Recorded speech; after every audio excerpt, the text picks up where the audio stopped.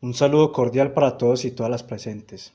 Mi nombre es Elkin Darío Villatavera, aspirante al título profesional de Maestro en Artes Visuales del ITM, Institución Universitaria. Hoy quiero compartir con ustedes los procesos y resultados de mi monografía de grado, la cual recibió el nombre Vestigios de una tradición, iconografía de la Inmaculada Concepción por Carlos Hofrister. Este trabajo de grado fue asesorado por Fernando Antonio Rojo de Betancourt.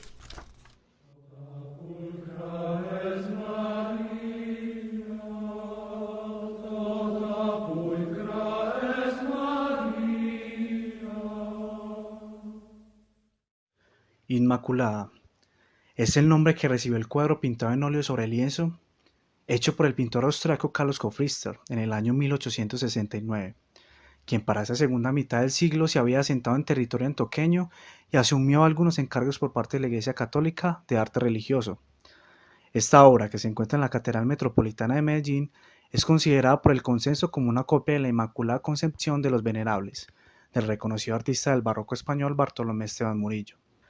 Sin embargo, se determina que la Inmaculada de Hofrister contiene una inherente expresión propia de su tiempo, que responde al legado de la tradición iconográfica de la Inmaculada y lo actualiza al contexto de la época, los procesos de apropiación estilística y de mestizaje bajo el influjo de la predilección eclesiástica y el dogma. Así pues, la intención de este trabajo fue apropiarse de ella como objeto principal de estudio con motivo de que, a pesar de su calidad técnica y la importancia que tiene en valor patrimonial para la catedral, hasta hoy no contaba con un registro documental ni un abordaje teórico y académico que sustentara la trascendencia de esta pieza en términos iconográficos e históricos.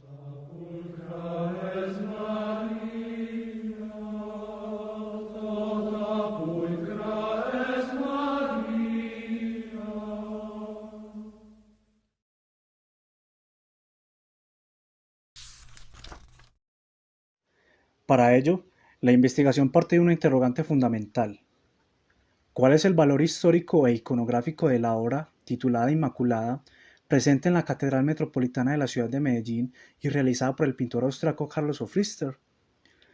De estas se desglosan otras más que complementan lo requerido para emprender la búsqueda de respuestas. ¿Qué artistas en épocas anteriores al siglo XIX han representado la Inmaculada Concepción y qué valor religioso tuvo esa imagen para el contexto europeo y colombiano?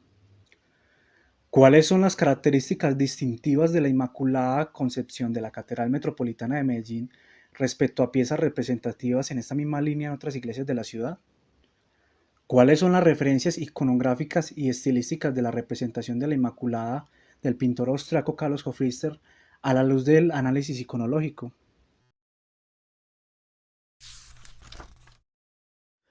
Consecuentemente a las preguntas, se propusieron 4 objetivos para lograr la monografía.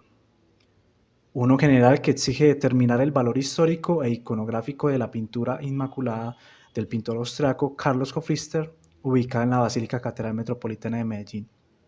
Y 3 objetivos específicos, que exigen estudiar el desarrollo histórico de la representación pictórica de la Inmaculada Concepción de María y su valor religioso en el contexto europeo y colombiano.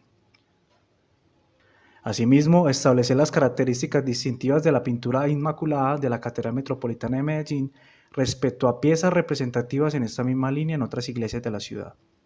Y para finalizar, analizar la obra Inmaculada de Carlos Hofrister a la luz del método iconológico propuesto por Erwin Panofsky. En cuanto a la metodología utilizada, se logra una metodología combinada, teniendo en cuenta la naturaleza y la necesidad de la investigación. En primera instancia, se hace imperativa la utilización del estudio iconológico como eje central metodológico, teniendo como uno de los principales referentes a Erwin Panofsky, con sus estudios sobre iconología, quien dedicó gran parte de su vida académica a la historia del arte, teoría del arte y la significación iconográfica de las obras de arte.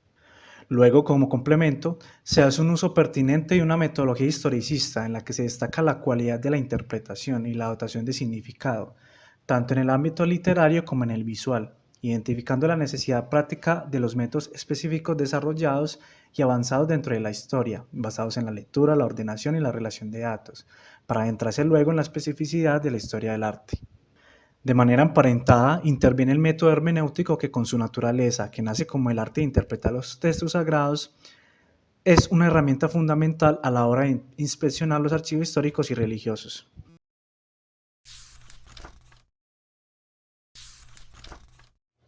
Capítulo 1. Vínculo entre mundos. La Inmaculada Concepción de María, Europa y Colombia.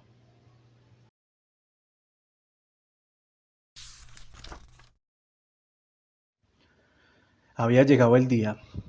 El 8 de diciembre de 1854, de la mano del Papa Pío IX, se definía finalmente el dogma de la Inmaculada Concepción de María. Aquella afinidad de María con Dios, su parentesco de naturaleza y lejanía de toda mancha culpa original, encontró el destino de aceptación en los hombres después de un duradero debate histórico.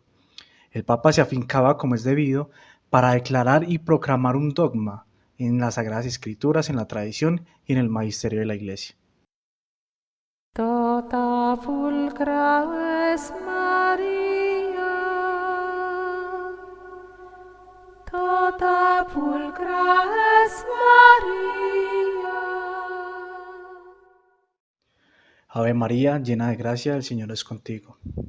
Frase que se extrae de un diálogo muy importante para el dogma, siendo la fundamentación más sólida y relevante del mismo, entre el rastreo de ciertas expresiones que para la Iglesia y basándose de referentes apologéticos, exegéticos y etimológicos, revelan la intención de enaltecer la sublimidad y pulcritud de María en su calidad de Santísimo.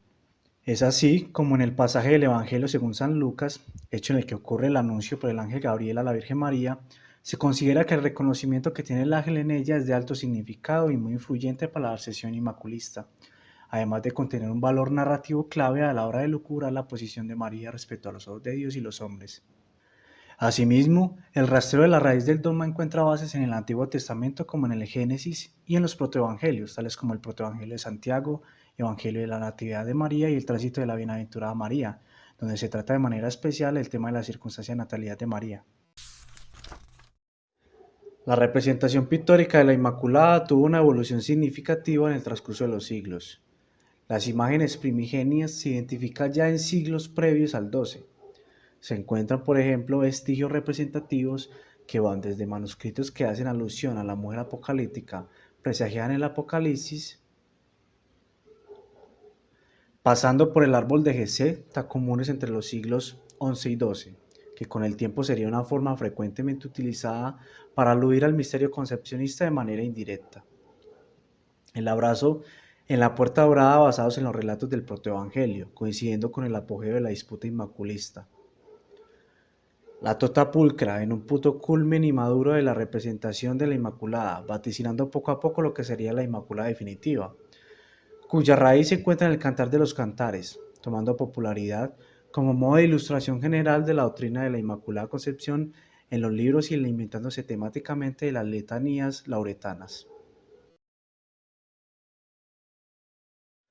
Finalmente, y después de amplias variaciones en la iconografía mariana que hacían alusión a la Inmaculada Concepción, pasando por infinidad de formas, símbolos, evocaciones, referencias, literatura, llega una forma ideal reconocible de la Inmaculada, una imagen definitiva que se alejaba cada vez más de los tipos conocidos como la tota pulcra, variaciones que devenían aún más de los elementos apocalípticos, que se hicieron notorios junto al gusto estilístico del propio barroco.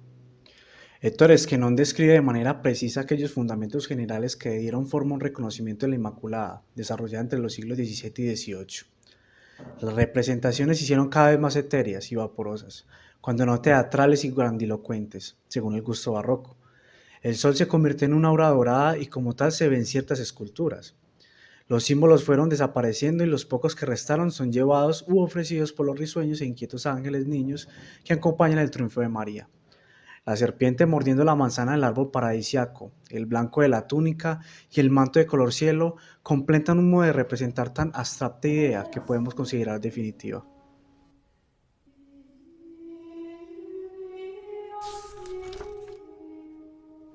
Capítulo 2. Historia y representación pictórica de María Inmaculada en Antioquia. Comparativa estilística. Se hizo un ejercicio de comparación estilística con las obras en bulto más reconocidas popularmente en la ciudad de Medellín, las cuales están íntimamente relacionadas con la obra de Hofrister, en contexto histórico, cultural y estilístico.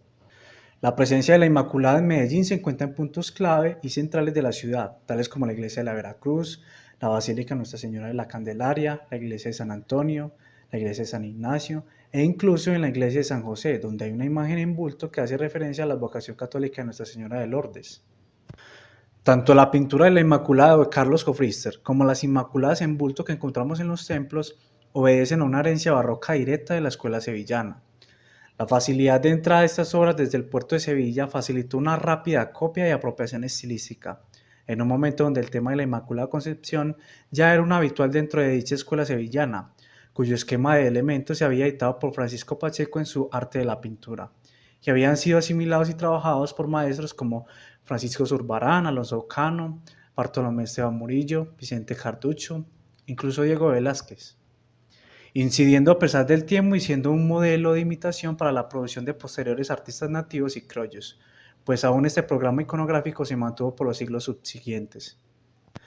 La escultura neogranadina también basó su estructura compositiva en esta premisa que se implantó con los españoles. Así, si se hace un paralelo general de algunas de estas imágenes en bulto ubicadas en Medellín, con la obra de Hofrister y a su vez con la representación general del español sevillano, se observa que el principio barroco de dinamismo y movilidad están presentes. Por supuesto, la fuerza de este efecto varía según la expresión del artista. Por eso, a diferencia de la pintura de la Inmaculada de Hofrister, en donde el efecto ondulante es muy preciso y suave, la escultura de la Candelaria, por ejemplo, tiene una mayor fuerza de movimiento en el manto, a pesar de la natural rigidez del material, logrando percibirse como si estuviera flotando. Todo lo anterior se rastrea en Pacheco, lo que permite entrelazar las conexiones de influencia. Él mismo había establecido en su propia creación, más allá de su aparato teórico, desde su primera Inmaculada en 1612, los parámetros de una María purísima llena de dinamismo y expresión, sugiriendo a la misma vez los colores que se deben utilizar en este tipo de imágenes, respaldado en términos de diseño y en términos simbólicos. Entonces, siguiendo las recomendaciones de Pacheco, lo adecuado era representar la vestimenta de la Inmaculada en túnica blanca y manto azul, característica que seguiría Bartolomé Esteban Murillo y que repercutiría globalmente en esta iconografía. Para las imágenes en bulto, que como herencia de la escuela sevillana se distinguía por la utilización de madera policromada, por su durabilidad y relativa facilidad en el tallado, se agregaron detalles que dan un aspecto más naturalista y sugestivo. Precisamente es en la vestimenta donde se pueden ver detalles que observados a larga distancia son difíciles de notar, pero que al acercarse se evidencian patrones y motivos variados que pueden referirse a motivos vegetales y formas geométricas. Esto puede notarse tanto en la Inmaculada de la Iglesia de la Veracruz como en la Inmaculada de la Candelaria, que a diferencia de la pintura, que por lo general para estas partes se pinta en un color uniforme y sin estampado en tela, a través de capas casi imperceptibles.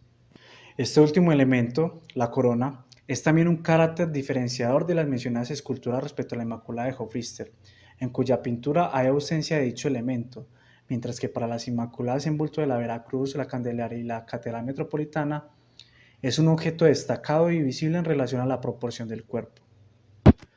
No se deben pasar por alto tampoco las expresiones del rostro. Tanto en la pintura como en las esculturas, la Virgen se proyecta generalmente con una mirada elevada hacia el cielo, tranquila, sublime y serena, dirigiendo sus manos al pecho parcialmente cruzadas, con base en motivos de la tradición iconográfica.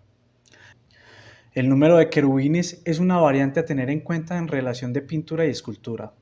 Para las esculturas es usual ver un número reducido de querubines a los pies de la Virgen y que están interactuando con las nubes y el mante, entre 3 y 4 querubines. En la pintura, por el contrario, hay una estilística en cuanto a esa misma interacción entre querubines y la Virgen, con un gran número de estos rodeándola desde diferentes planos de escena. El caso de la Inmaculada Concepción que está en la iglesia de San Antonio es especial, pues es la pieza escultórica que podría decirse está más cerca de aquel imaginario que visionó Francisco Pacheco, para la edad de la Virgen en pintura y cómo se debía proyectar esa juventud distinguida. Una efigie delicada, con cabello más claro, más afín a la descripción que hace Pacheco de la misma y con una constitución general más tierna. Esta misma imagen, aunque sigue a grandes rasgos la tradición de la Inmaculada de Hofrister, también en ella el artífice se atreve a incursionar en el uso de colores a simple vista más llamativos en las mangas, entre rosado y púrpura, lo que sugiere una apropiación más moderna y popular de la iconografía por parte del escultor.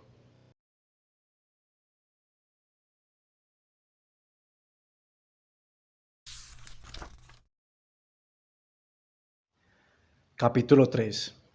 Análisis iconográfico e iconológico de la Inmaculada de Carlos Hofrister.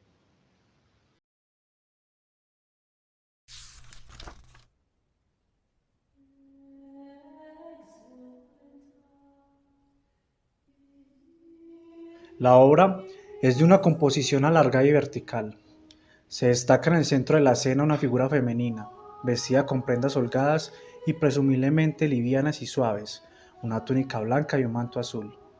La mujer es de una contextura de piel blanca, de cabello castaño oscuro ondulado, de peinado definido y recatado. Con semblante modesto y humilde, dirige su mirada al cielo mientras apoya sus manos sutil y delicadamente cruzadas sobre el pecho. Manos que además sostienen ligeramente el manto. Ella se mantiene sin una marcada expresión facial que delimite sus rasgos, conservando una piel suave y juvenil de labios finos y pequeños. La figura femenina, protagonista de la escena, se encuentra en un espacio atemporal, envuelta en una suerte de ambiente idílico y celestial en donde no transcurre algún suceso propio del entorno tangible, terrenal o cotidiano, por lo que la escena no irrumpirá alguna secuencia narrativa de otra índole. Está representada con un entendimiento de la luz muy académica y natural, que se proyecta de manera frontal hacia la figura, generando diferentes niveles de sombras y luces. El personaje principal está acompañado y rodeado por otros personajes alados de rasgos infantiles, robustos y de cabello rubio, que se pueden relacionar directamente con ángeles. En total se cuentan 32 de ellos, distribuidos a través del cuadro en diferentes planos. Constituye la estructura narrativa con un efecto de profundidad, donde se identifican tres planos. En un primer plano se encuentran, a los pies de la fémina, un grupo de estos personajes alados a quienes les impacta la luz directamente. En un segundo plano, se encuentra la mujer referida rodeada e interactuando de manera más cercana con un grupo segundo de infantes. Y en un tercer plano, se ubica un tercer grupo de niños alados, quienes están inmersos en las nubes y son los que perfilan sus movimientos a espaldas de la mujer. Ninguno de los ángeles tiene una dirección de mirada definida. Cada uno de ellos parece concentrarse y proyectar su contemplación hacia un espacio diferente. En efecto, esta Inmaculada se identifica como asunto axiomático, la representación de María como eminente Inmaculada Concepción, basada en las fuentes literarias canónicas y no canónicas de siglos de tradición. Esta representación corresponde visualmente al resultado final de la evolución histórica de la iconografía inmaculista, que viene desde el primer momento en que se asentaron los cimientos de desarrollo del dogma, orígenes que van desde una raíz griega, las primeras menciones de los padres, santos padres en gracia y privilegio de María, la divulgación y devoción popular del pueblo, cuando la Iglesia aún no aceptaba el dogma en medio de la disputa teológica, y toda la adaptación teórica que se hizo de las fuentes literarias primordiales, tan influyentes para la creación de un ideal visual de la Inmaculada, y que determinaron el camino hasta el modelo pictórico de la Inmaculada del siglo XVII, como es la interpretación que se le da a los pasajes de la Sagrada Escritura, de la que hace parte en favor de rastrear oficialmente el fundamento bíblico de la Inmaculada, el libro San Lucas. En Génesis, donde se habla de la enemistad de la serpiente y la mujer. El Apocalipsis de San Juan, donde se hace mención a la mujer, el niño y el dragón. También los textos apócrifos, que fueron tan importantes para consolidar aquellos aspectos que en la Biblia no se profundizaban sobre María y detalles de su concepción. Hofrister toma a Bartolomé Esteban Murillo como punto de partida para realizar la Inmaculada. Este último fue el pintor que en última instancia dio a conocer de manera más efectiva y consonante a la Inmaculada precisamente, incluso 2 siglos antes del dogma. Este artista sigue las directrices del pintor y tratadista Francisco Pacheco, quien, avalado por Trento y la Inquisición, promulgó una forma precisa de representar a María, por el cual grandes artistas desarrollarían el esquema de composición para las Inmaculadas de aquel siglo, desde el que a su vez Hofrister estaría trabajando 2 siglos después, contemporáneo a la proclamación del dogma. Con esta premisa, se yergue la mirada hacia la Inmaculada, que en perpetuidad sigue dirigiendo su mirada al cielo, arropada con el característico manto azul. En el azul, en primera instancia, se relaciona con la bóveda celeste, con el cielo estrellado, con el firmamento azul, con la reafirmación de María como reina de los cielos y la tierra. Además, se rastrean significados que van desde una relación numérica, el número 6, que para los antiguos era el símbolo de la virginidad, y para los pitagóricos símbolos de la balanza, hasta una relación alegórica y metafórica, pues es frecuente que se le vincule a una alusión del mar tempestuoso, donde María es estrella del mar. El manto, a su vez, envuelve un concepto de cobijo. María es por consiguiente el hogar de Dios humanado, la sede de la sabiduría, además de estar emparentada con la eternidad. El blanco, por su parte, funge como la suma de todos los colores, es la luz misma. En la iconografía cristiana se utiliza mucho para representar la pureza, que en momentos trasciende un significado de vida nueva. Recae sobre la Inmaculada un halo de luz que pareciera que por naturaleza estuviera indicada para iluminarla en su paso victorioso. Más allá de la clara referencia a la mujer vestida de sol, es de saberse que desde la antigüedad la representación del sol, en este caso como herencia simbólica de la luz, que siempre acompaña a la Inmaculada, se considera como un elemento complementario al lunar, un símbolo de justicia. Por ende, María es la mujer que trae consigo el sol de la justicia, lo ilumina todo, que es fuente de luz, lo que ilumina tras la muerte. La Virgen posee sus manos en actitud orante, dirigiendo su mirada en devoción incansable. Ambas expresiones están de acuerdo a la predisposición voluntaria que en vida y espíritu tiene María ante Dios, pues ella destacó por hacer la voluntad de Dios, en corazón y aceptación del designio divino de descender a la tierra en su papel de ser concebida sin pecado original, y vivir en este mundo, en la tierra, en su papel de corredentora. La posición delicada de sus manos y la mirada hacia el cielo que proyecta la Inmaculada de Hofrister responde al compromiso de ejercer su rol personal que Dios ha predestinado en ella, conservando plena humildad a pesar de ser conocedora y tener plena conciencia del privilegio que se le ha otorgado.